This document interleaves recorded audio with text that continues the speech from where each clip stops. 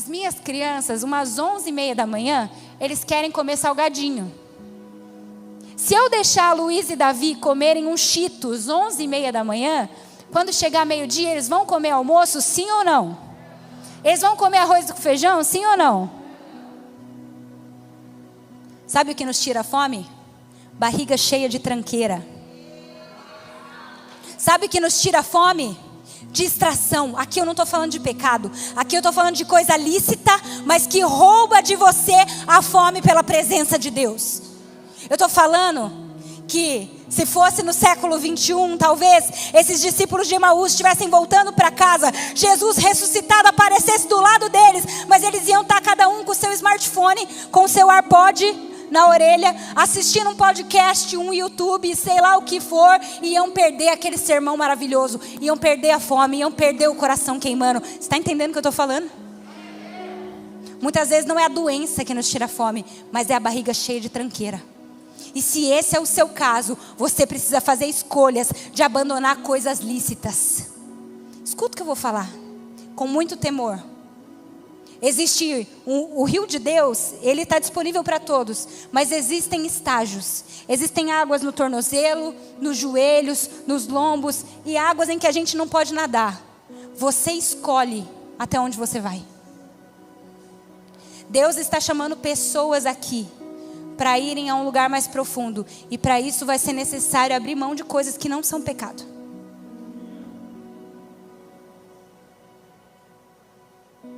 Vai ser necessário abrir mão de coisas que são só distrações, mas que tantas vezes nos roubam a fome.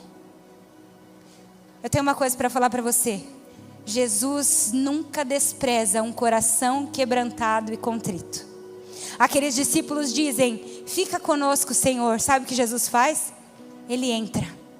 Porque como nós aprendemos na semana passada, eis que estou à porta e bato. Se alguém abrir, eu entrarei e cearei com ele e ele comigo. Aqueles discípulos receberam na sua casa a visita mais ilustre do mundo. Jesus chega naquela casa junto com eles e ele senta na mesa. Esse lugar tão familiar. Mas Jesus pega o pão e ele faz algo muito interessante. Ele dá graças. Eu fui do Família Debaixo da Graça a minha vida inteira, né? E eu era pastoreada pelo pastor Rogério, que inclusive eu amo ele. Um beijo pro pastor Rogério, se ele está me ouvindo. Mas eu sei imitar a oração do pastor Rogério, para você ter uma ideia. Foi tanto tempo de convivência que eu sei exatamente as palavras que ele usa para orar. E eu imagino que tenha sido mais ou menos isso que aconteceu com aqueles discípulos. Quando Jesus pegou o pão e começou a dar graças, eles começaram a olhar um para o outro e falar assim: eu conheço alguém que ora desse jeito. Eu conheço alguém que tem esse tipo de fala. Eu conheço alguém que se expressa desse jeito. Nossa, que estranho, parece que eu não conheço ele, mas eu conheço ele. E então Jesus pega e quebra o pão. E quando ele parte o pão, a escritura diz que os olhos daqueles discípulos são abertos e eles enxergam o Cristo ressurreto. É no partir do pão.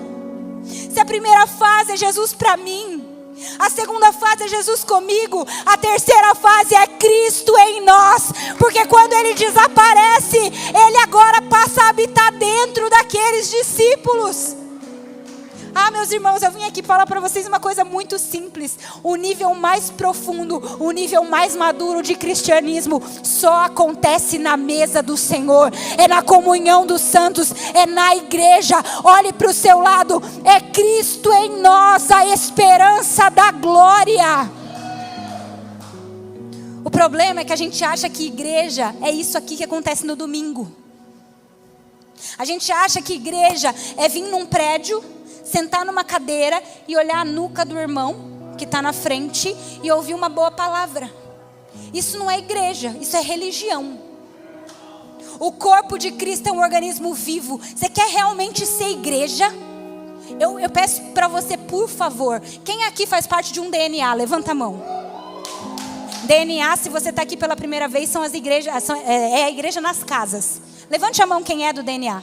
Agora olhe para o lado e veja quem não está com a mão levantada. Você que é do DNA, você tem um trabalho. Você vai convidar alguém que nunca foi num DNA. Porque lá na nossa casa, lá nós somos igreja. Lá nós misturamos vida. Lá nós conhecemos o nome um do outro. Lá nós afiamos um ao outro. Lá nós somos realmente essa mesa. Eu preciso pedir para você que você faça parte da igreja. Que você misture a sua vida conosco. Não apenas bata cartão num prédio de domingo. É uma bênção. Isso aqui é a nossa reunião coletiva para adorar. Mas tem mais.